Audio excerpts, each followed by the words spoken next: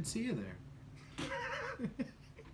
I always love that trope where, like somebody be at a piano and go like, "Oh, hello there." I love that so much. I was thinking about a strange story today, and I thought about it in like a completely new context. Let me start by saying this. I think that there are some of us that are born searchers. There are people that just go places other people won't, and that includes kind of psychonauts and people pushing things and trying things. And I think we all do that because we think there might be something of value we can bring back. I mean, so even back to the shamanic tradition of the healers taking peyote and coming back from the spirit world with something to help the tribe.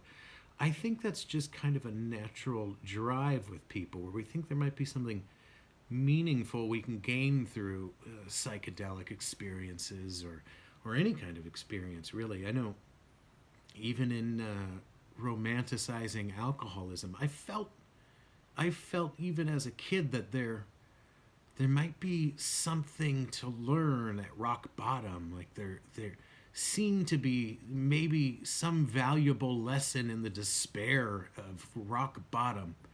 And I mean, I could have told you at age 14 I was probably going to have some substance abuse problems, which I later did. I had no idea the depths of that despair, but I think there were lessons there learned. I mean, who knows? I think I'm a decent person. I don't think I would have been this person had I not gone there. So I want to talk about the time I got high on nutmeg with my grandpa. Not like he didn't do it with me, but he was there.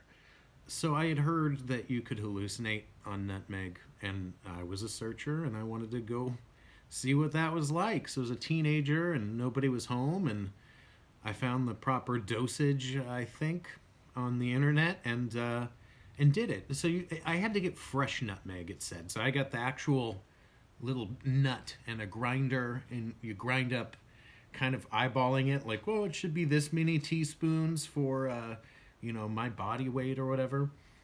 And I remember you had to kind of choke it down without water, and it said don't have water for 30 minutes after you take it or something. So I ate this stuff, and it was just kind of starting to kick in. And my father came home with my grandfather, who was a 80-year-old man, I think, at the point. And so they walked into the back, and they were like, "What are you up to?" I was like, "Oh, I just took nutmeg."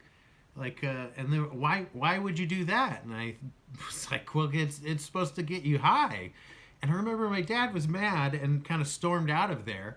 And my grandpa, for some reason, just he wanted to stick around. He kind of like sat down on the couch and was like, "So what's it feel like?" And this was he enjoyed a glass of wine, but this was a guy who was of the generation that probably wasn't a big fan of hippies, if you know what I mean. Like, this was a veteran of a couple of different branches of the armed forces. So it was fascinating to me that he was like, "What does it feel like?"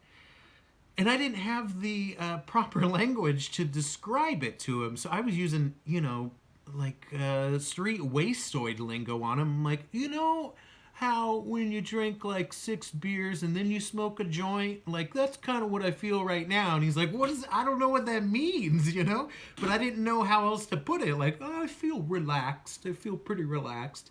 And he just kind of observed me, and we just went on this ride together. He just kind of sat there, and he would ask, like, "You feeling okay?" And I think we had that similar curiosity. I think I just don't know that he was the type of dude who would have done it, but he didn't seem disgusted by me. He wasn't furious. He was just curious and like, oh, okay, what's this all about?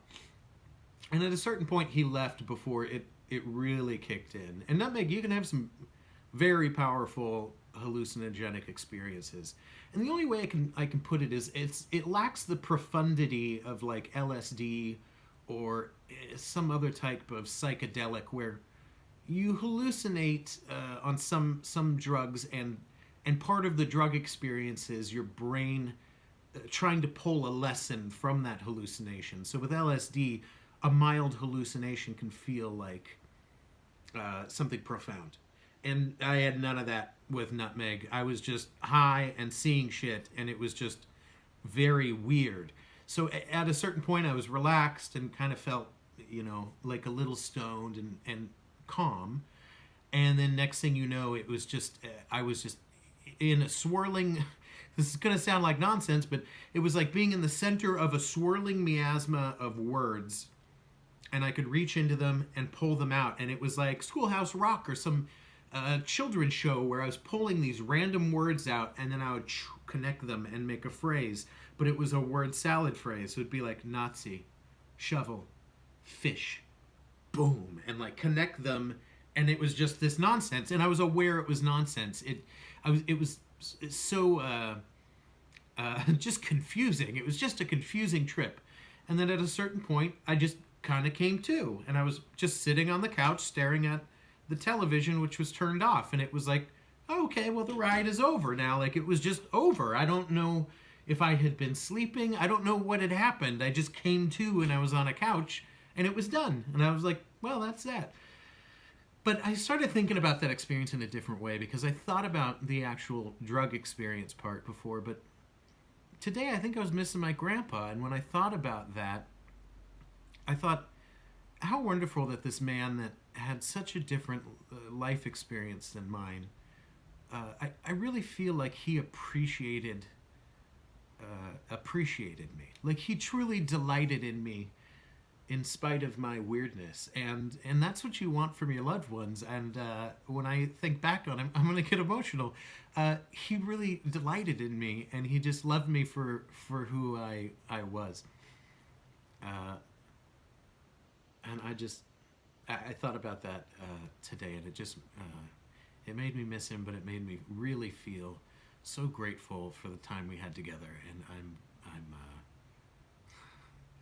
this is a very weird video to be like, here's a drug experience and a touching story about my grandfather, but there it is, my grandfather. What a wonderful man.